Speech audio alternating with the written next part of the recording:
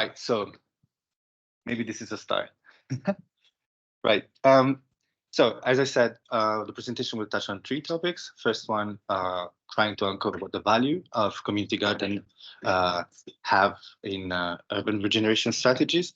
And the second one is how we can shift language narratives to talk about these projects, what we can learn from gardening and counterculture as artists and architects. And the second one is how, the third one is how in practice that can be done. And this relates to a personal practice-based method that I'm using in my PhD, uh, uh, initiating workshop with students in architecture schools. So what is the value of community gardens in urban regeneration strategies, and why should we look at them? I wanted to bring to you an example that I think marked the beginning of this practice that we now call meanwhile use in the UK. And it's an interesting project for a series of reasons. It was initiated by MAF Architecture and Art and J&L Gibbons Landscape Architects. And basically, it's a project that started with as as a kind of an act of resistance towards some sort of a counter proposal to the master plan linked to the station area in Dalston in 2008.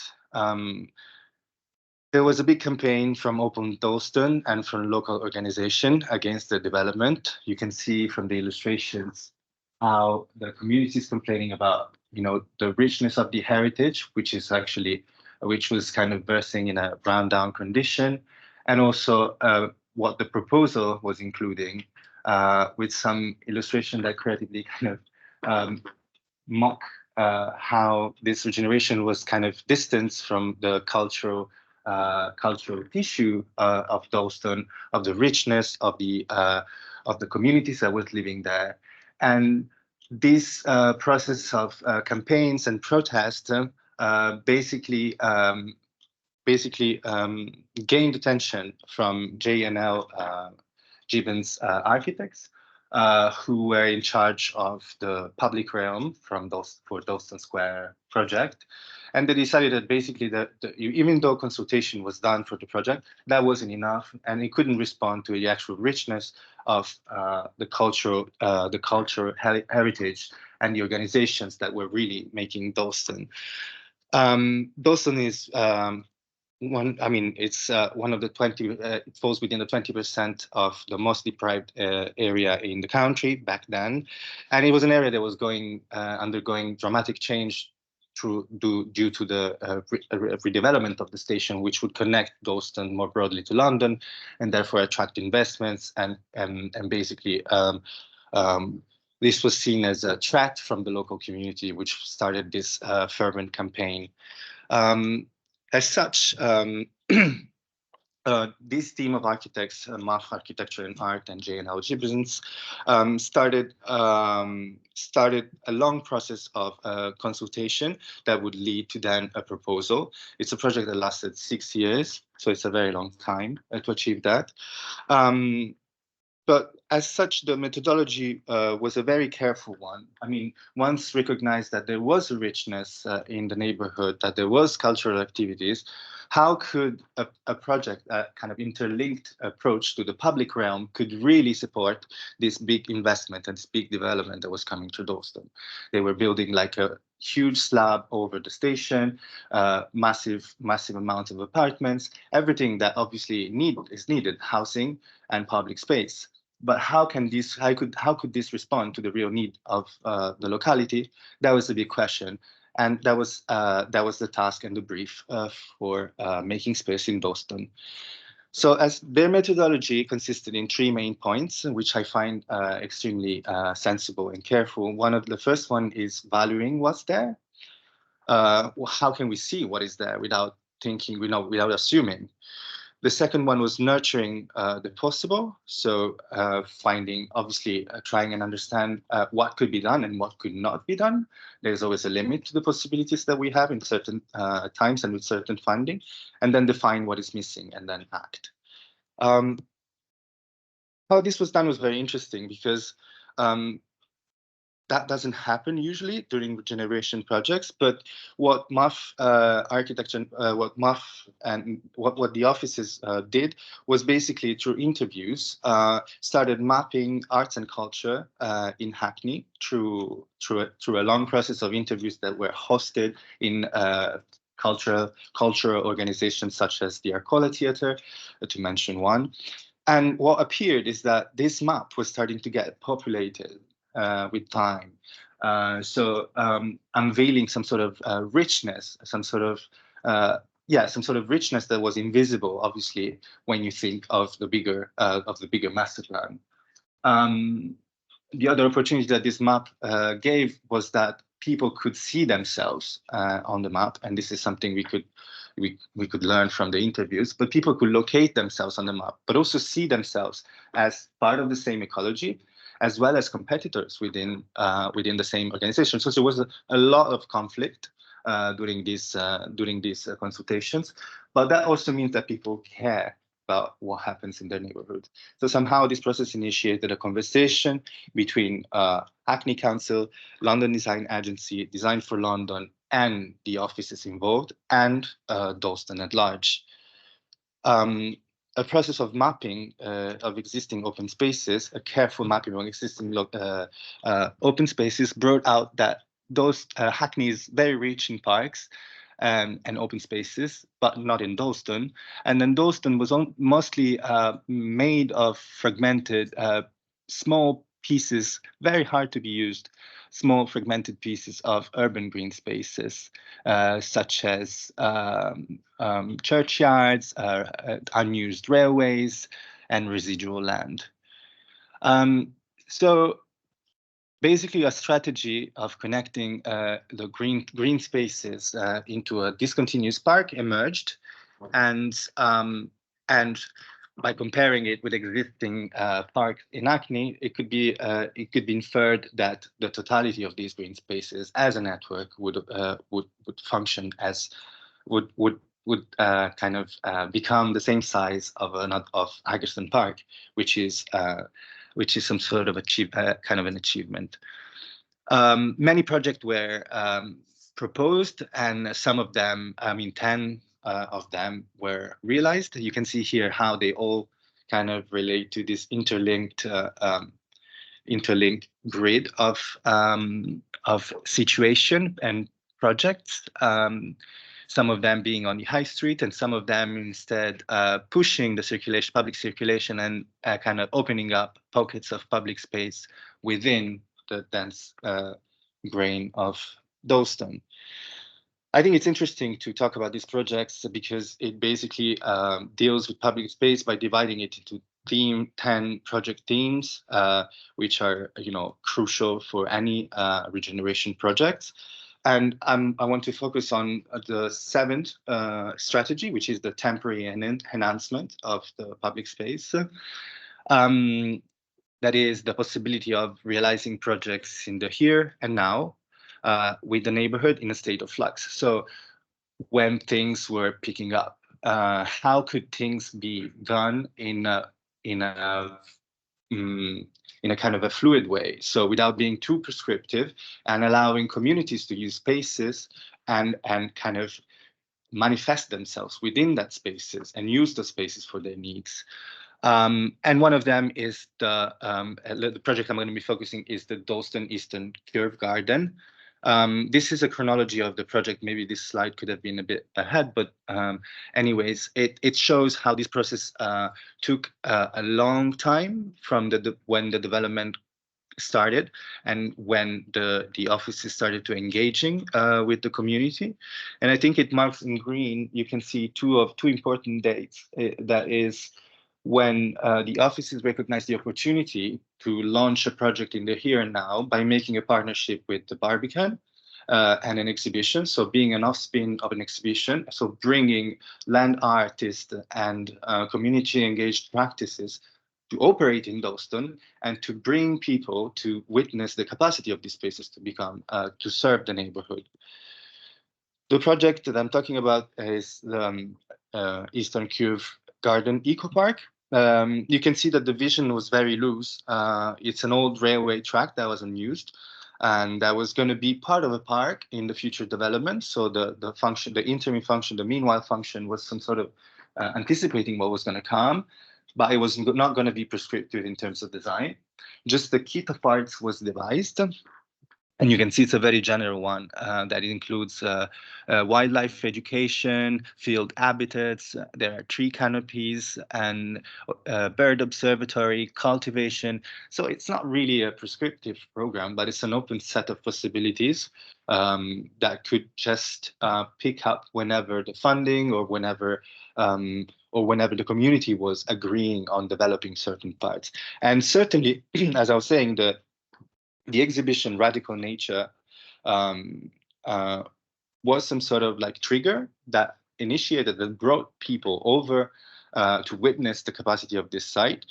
Agnes Denes, a famous land art artist, was invited to replicate her magnificent work that she did in New York, that is Whitfield, A Confrontation, where she basically covered an acre of landfill in New York with wheat, showing the possibility that urban landscape could have possibly to kind of grow food. As well as the involvement of Collective Exist, which is a very famous socially engaged practice that operated in London, occupying very difficult sites like infrastructure and turning them temporarily into spaces that could host community functions and host communities and community programming. The results were quite impressive as well in Dalston as well, because the site started to be used by local children, and it was also used, it captured the imaginary of people somehow. So here, I think it's important to notice how the role of art practices in general, in a way, helps in showing what the possibilities are, and playing with the imagination of people, which is often very resistant against change, whereas sometimes change could also be framed differently, I believe. So with very simple means, such as temporary stages and a temporary pizza oven that could be run, and that actually was put in discussion in conversation with the Whitfield. So we have these two aspects, the production and the consumption of what we produce. So kind of mimicking a kind of a closed loop circle between the two. The event brought many people over the site, and that created a lot of attention and discussion, which basically led to the evolution of the sites over the year. The site is still open and operative. You can see how from that stage that was only temporary, the site basically gained many different shapes, depending on the organization and the people that were contributing and inhabiting it. And I think it looks completely far from what would one expect in terms of community garden and community-run spaces. I think this is because, particularly in Dalston, there was a process of consultation that solidified the communication between organizations. This is not to say that there was no conflict and that running these spaces is easy, but I think Dalston Eastern Kew Garden is kind of an important case study, because I think it marks the beginning of what we call meanwhile use in the UK, in London, which you all probably read about in the paper I shared with you. So I'm not gonna talk so much about it, but this project basically marked the beginning of a series of projects that from 2009 started populating London, either during constructions, so when construction was proceeding, so construction site could be used as spaces for community growing food and community gathering, but also as spaces for institutions to kind of do design and build projects that could help and sustain these communities with infrastructure. These spaces are generally operated with a patchwork of practices, charities, community associations, and institutions. And there's an ever-growing landscape of these projects happening in London. You can see here in Loughborough Junction how this project basically evolved through the time from 2013, from being a community farm to then become a mixed-use temporary development where affordable workspaces were also included within the site. Again, notice how the site is kind of adjacent to a railway, therefore it's kind of making the best use of this infrastructure. Again, a patchwork of practices that together kind of strive and try to convince the local authority to give the land and obtain permanent lease. The difference between this project and this project is that basically this is a private developer and this one is a local authority giving the land. So there are nuances there, which we're going to talk about later. Another one, and I'm going to go a bit fast, but this is Waterloo City Farm. So it's another kind of form of association and form of meanwhile use where an architectural office and two charities work together, where the architectural office offers their technical skill to build this project in exchange of a piece of land to build their office. So I think in many ways, meanwhile use seems to be a sort of way to kind of a sort of find ways in which partnership between charities and practices and local authorities and developer to obtain land in the here and now and basically make the best use of it. Now, 10 years after the Dalston Eastern Kew Garden and a series of this project, a lot of publications started to came out trying to make sense of this practice and meanwhile use and trying to kind of, in a way, kind of distinguish it from the mere temporary use in the sense that, and the focus is really on how this can lead to long-term benefits. But in my opinion, I think the language that is used within this publication is rightfully but merely oriented to convincing developers that and local authorities that this is the right thing to do, but that it doesn't really include the difficulties and the hardship that local organizations and practices often working pro bono has to go through. When you read this document, I think your head just goes on with the loop of sustainability, efficiency, affordability, and flexibility, which are terms that we often use, but that somehow, when looking at the potential of these projects, I think they're quite limiting in a way because they only limit this project as something that lives within a bracket of time, and then we're waiting for the permanent use that's going to scrap it away. Whereas I think, when you give a clear or close reading of these projects, I think values such as interdependence, care, togetherness, sharing and making the public, and most importantly, collective self-determination, so ways in which we can find ourselves, form communities around spaces, it's much more interesting. And therefore, I think it's important to look at ways in which we can establish or speak a language that can create new narratives where we have less expectation on change, but also embrace an experimental approach, which I think was what happened with Dalston Eastern Kew Garden. And as we saw in that project, basically how through temporary uses we can basically affect permanent uses over time. So it's not only a bracket of time, but it's a series of instances that can change the course of history. As I told before, you can notice how these projects really make use of difficult spaces, often close to infrastructure, which makes me think that these places could be called zones of transitions, so zones of experimental freedom, where councils or private developer could consider giving these spaces to community and open them, deregulating them, and opening them to experimentation.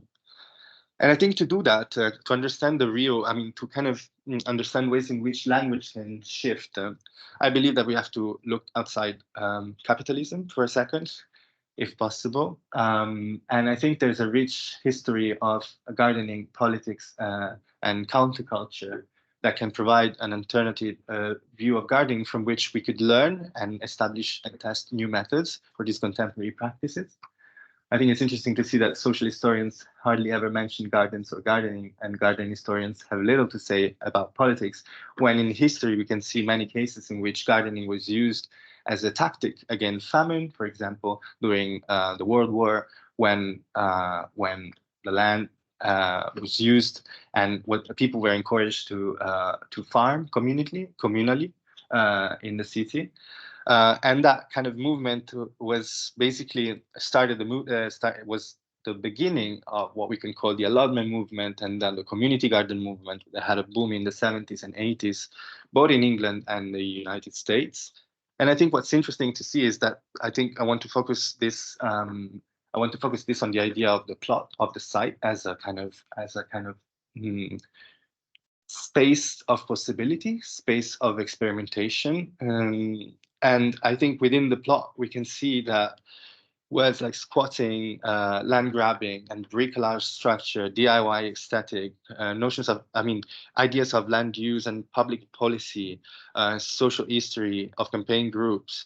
Within the plot, all these things happen. And I think community gardens especially are symbols of grassroots reclamation and local transformations of wasteland. There are also ideas of utopia and community and activism and environmentalism. So I think all these ideas, all these terms could practically be worked through the garden, and which I think makes it an extremely interesting space to be looked at, or space to be reworked, or language to be reframed. And I want to show you a couple of projects. This is in New York. It's an exemplary project that was demolished in 1986. This was Adam Purple's, which took over a block in New York and transformed it with the local community that was deprived, isolated, and not really coming together. You can see how the site was looking before the construction of the garden, and how over the years Adam on his own decided to kind of with his own initiative, then was followed by the whole community. And this is how the garden looked in 1985, and the end of this long process. Well, it's only a span of 10 years, but then in 1986 the garden was demolished to make space for housing and commercial development. And the striking thing was that it was plenty of sites around that could host those projects, which makes us clearly understand that this was an attack to the right of the city. I mean, it was an attack to the independence and to the kind of right to the city that these people were claiming. And it's not the only history of demolition. There are also other projects that resisted, and then show how kind of community stewardship and resisting could lead to, these are the slides, sorry, I forgot I put this on. But you can see how the garden is clear, it's carefully looked after, and you can see how around that, a landscape that is basically, ripe for development, that could really host those functions that were instead decided to be put on the site of the Garden of Eden.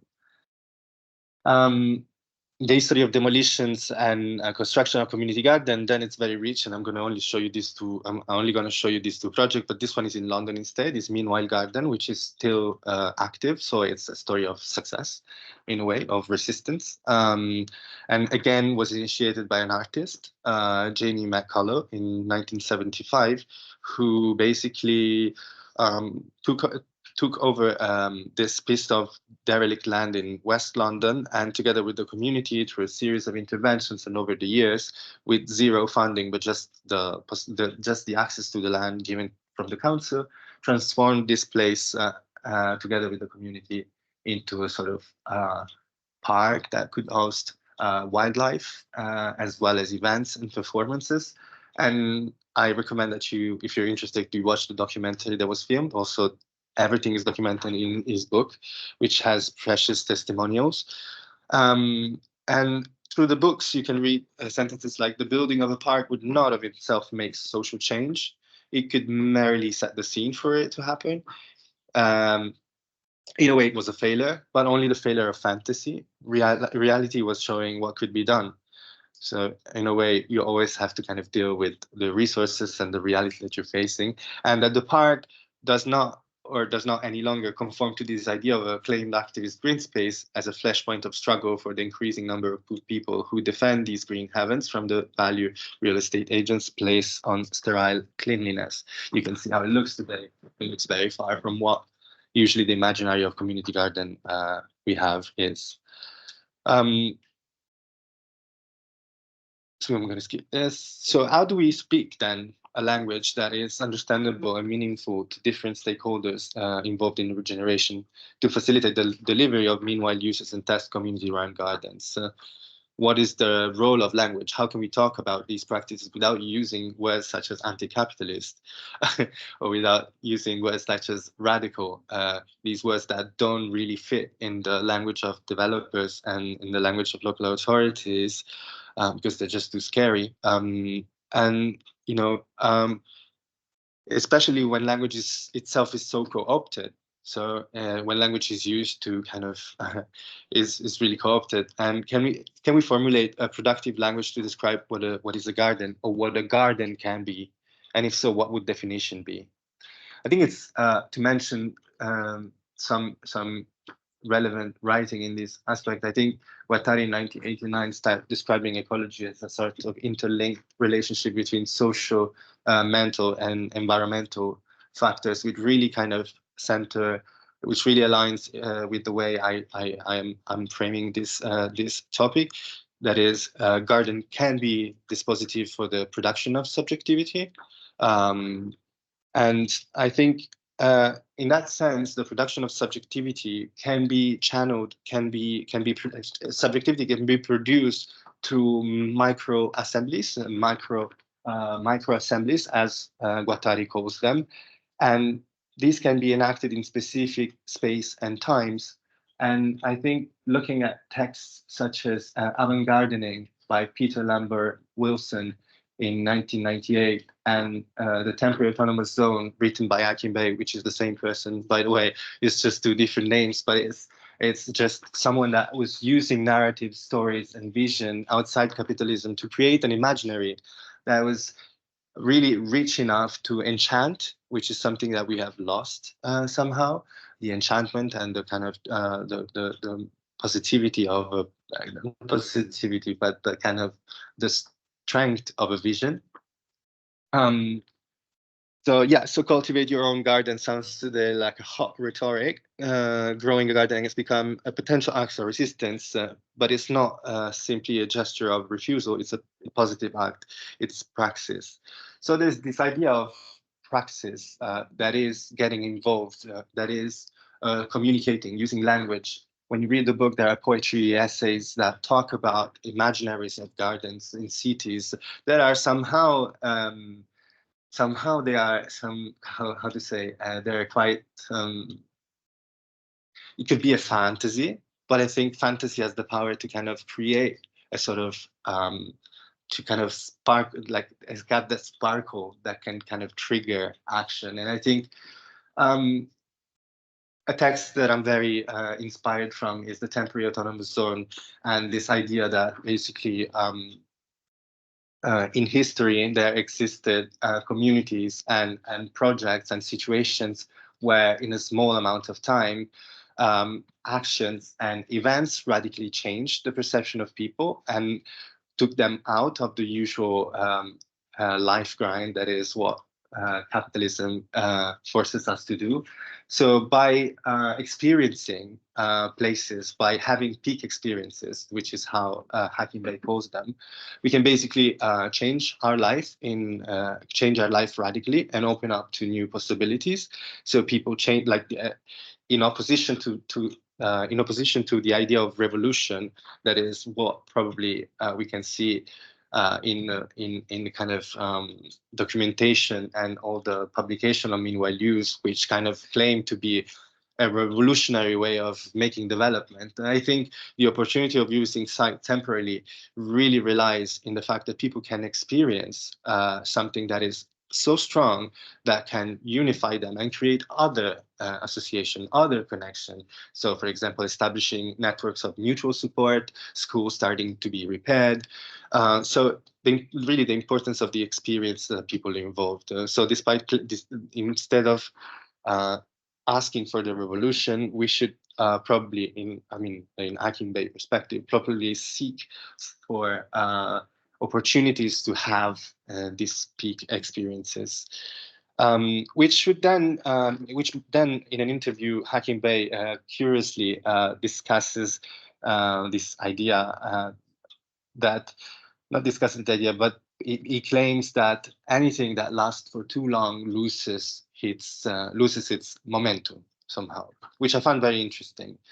And I think by knowing that something is temporary, that really changes the mindset of the people involved, and really gives you that kind of attitude to wanting to experiment with something, because there's a future, there's the possibility that that thing is not going to be there anymore. So instead of seeing it as a threat, it's seen as a possibility for invention of new languages and new projects, new possibilities. And I think this was captured by many artists that uses gardening as their form of art. Here there's a patchwork of projects that use gardening and involve communities in the production of gardens. You can see some of them in London, in Paris, in the US, and more recent projects again in London on the left-hand side. But basically, these projects uses institutional funds to unlock spaces, infrastructural spaces, or spaces closest and related to the museum. This is the Palais de Tokyo, the Jardin des Habitants is the Palais de Tokyo. Whereas Fritz Haig in 2017 takes over a council estate and uses the loan to grow an edible landscape together with the community, therefore challenging this idea of vandalism and ways in which the community could gather together and use the green space in a more associative way. I'm not going to talk all of them because I think I'm talking too long. But yeah, so to shift this language, would it be useful to kind of consider gardens as art projects? What does it mean when the artist or the architect becomes a gardener? And I think through the interviews I'm doing with artists, I'm realizing that actually there's a lot in gardening that has to do with time and experimentation and working with live material that could be learned and could be kind of taught in architecture and art school.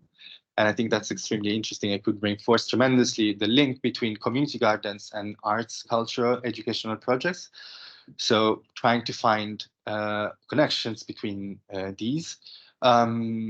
What can art do? So if we reinforce the link between urban farming and community projects, is there a potential? There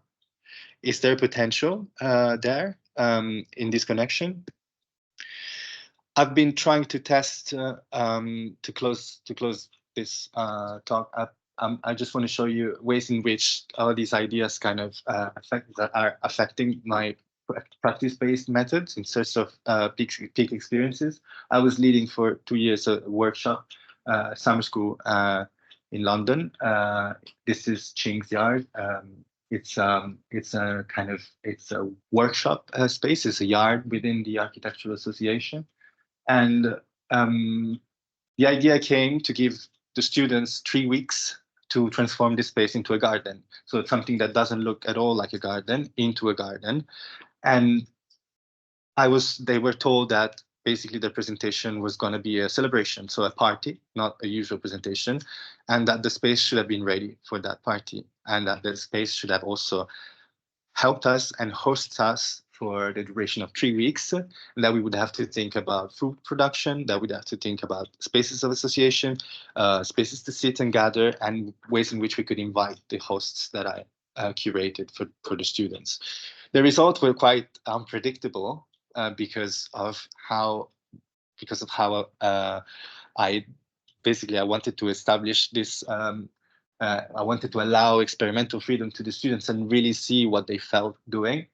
And the results were I was quite pleased by the results. In a way, students performed using live electronics and using the objects that were built, diverse objects and sculptures, and the construction of movable kitchens, the construction of sculptures that could host the party. There was a script to host the people. So within the 3 weeks, there was basically everything. Everything happened in a way. There was lots of conflict because when people meet in a space and they have 3 weeks to kind of transform it, you can imagine how much conflict it can arise. But I think there were many opportunities to kind of test ideas such as, can the school grow food and sustain itself? And if so, what's the best way to do that? And we experimented with mushroom growth and microgreens, but also what could be learned by existing practices around London, by having walks in urban nature and visiting artist projects, some of which I showed you in the slides before. There was this idea of DIY, and this was idea that we could use whatever the school was leaving out. So all the materials we used were left over from the school exhibition, and that we could host events and create ourselves the setting of this garden. So in a way, this project somehow still tries to kind of answer what a garden is, and I think few things come out is that it's an entity that is constantly in flux, that doesn't have to be green at all. And therefore, again, coming back of the idea of language, what can be learned from these experiences and from other arts projects? I like the central image because it looks messy, dirty, and you can see on the left and on the right different faces of this garden, and every day was changing its face. But I find a lot of richness in this mess and indeterminacy. And I think this is something that one has to embrace when we deal with projects like this. So if I want to open to you, I want to open to the discussion and hear your questions or feedback on what you've seen, and basically maybe discuss with you what a garden is, or what a garden can be, having been exposed to these experiences and projects. And thank you.